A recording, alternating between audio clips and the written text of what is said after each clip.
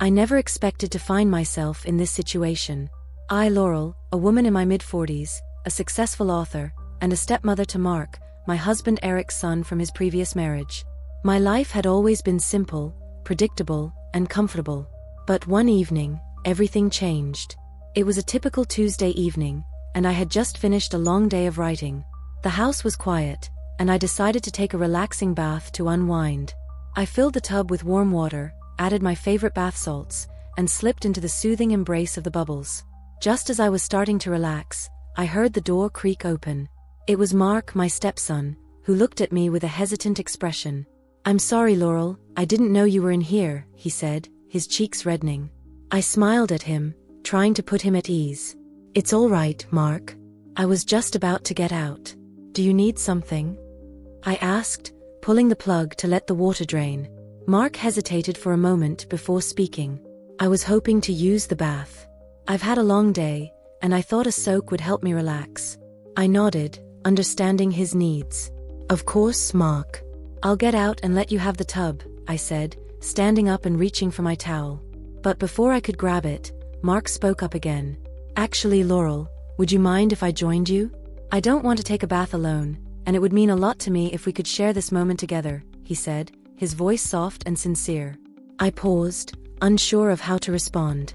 I had never thought of Mark in a romantic way before, and I didn't want to jeopardize my relationship with Eric or Mark.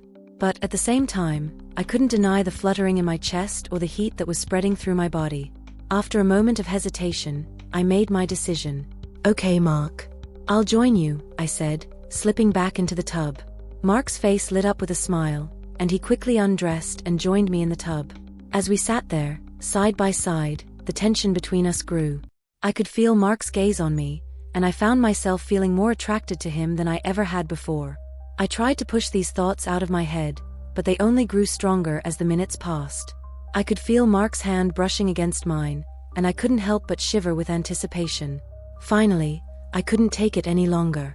I turned to Mark, my eyes locked on his, and I leaned in for a kiss. The moment our lips met, I knew that I had made the right decision. The chemistry between us was undeniable, and I couldn't help but feel a deep connection to Mark. As we continued to kiss, our hands exploring each other's bodies, I knew that this was a moment that I would never forget.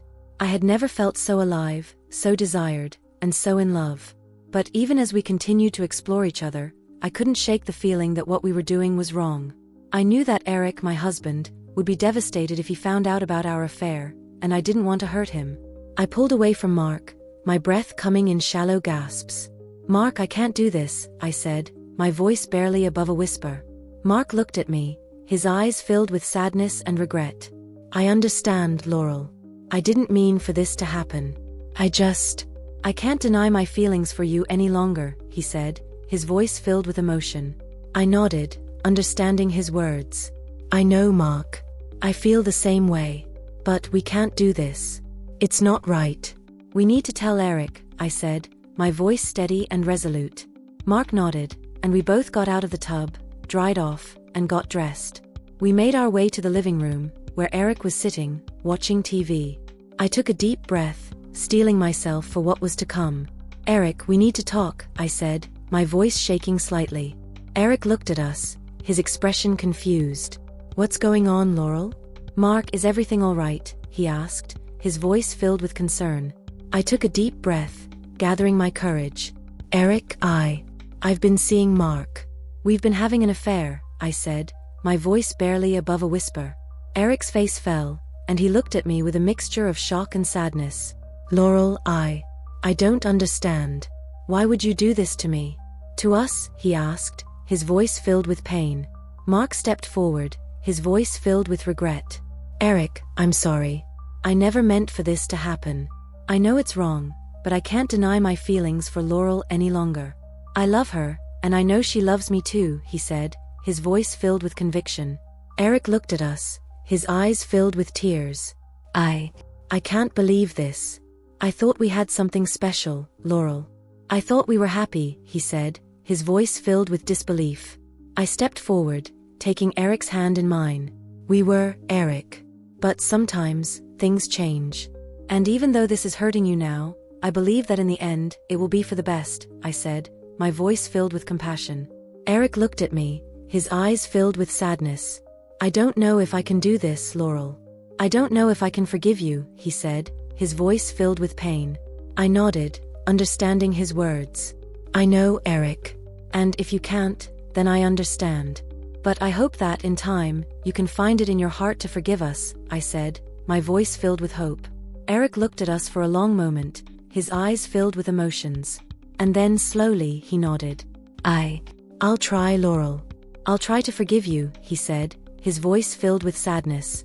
And with those words, I knew that, even though our relationship would never be the same, we would find a way to move forward together. As I sat there, wrapped in a towel and still reeling from the turn of events, I couldn't help but feel a deep sense of guilt and confusion. I had never expected to find myself in this situation, and I knew that my actions would have serious consequences. Mark and I sat down with Eric and told him everything.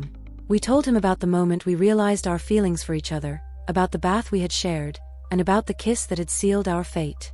We told him how much we loved each other, and how we couldn't deny our feelings any longer. Eric was understandably devastated. He had trusted us, and we had betrayed that trust in the worst possible way. He asked us how we could do this to him, how we could destroy the family we had built together. I didn't have an answer for him. I couldn't explain why I had allowed myself to be drawn to Mark, or why I had chosen to act on those feelings. All I could do was apologize and hope that, in time, Eric could find it in his heart to forgive us. In the days and weeks that followed, our lives were turned upside down. Eric moved out of the house, and Mark and I were left to pick up the pieces of our shattered relationship. We knew that we had made a mistake, but we couldn't deny the love we felt for each other. We decided to stay together, to try to build a new life together, but we knew that it wouldn't be easy. Mark and I worked hard to rebuild our relationship, both with each other and with the world around us. We knew that many people would never understand our actions, that they would judge us and condemn us for what we had done. But despite the challenges we faced, we never wavered in our love for each other. We knew that what we had was rare and precious, and we were determined to make it work. As we navigated the rough waters of our new life together, we found that there were many people who were willing to support us. Friends and family who had known us for years reached out to us, offering their love and understanding. They reminded us that, while what we had done was wrong, it didn't define us as people. We were still the same Laurel and Mark that they had always known and loved, and they were willing to stand by us as we worked to rebuild our lives. We also found that, in the midst of all the chaos and confusion, there were moments of beauty and joy. Moments when Mark and I would look into each other's eyes and see the love and devotion that we felt for each other reflected back. Moments when we would laugh and joke, just like we always had, and remember why we had fallen in love in the first place. These moments gave us hope, and reminded us that, despite the challenges we faced, our love was worth fighting for. As the months and years passed, Mark and I continued to work on our relationship, and on ourselves. We sought out therapy and counseling, determined to understand why we had made the choices we had, and to learn how to build a stronger, healthier relationship. We learned to communicate better, to trust each other more deeply, and to support each other through the ups and downs of life. In the end, our love for each other proved to be stronger than any obstacle that we faced. We built a life together, filled with love, joy, and laughter. And although we knew that there would always be people who didn't understand our choices, we also knew that we had each other, and that was all that mattered.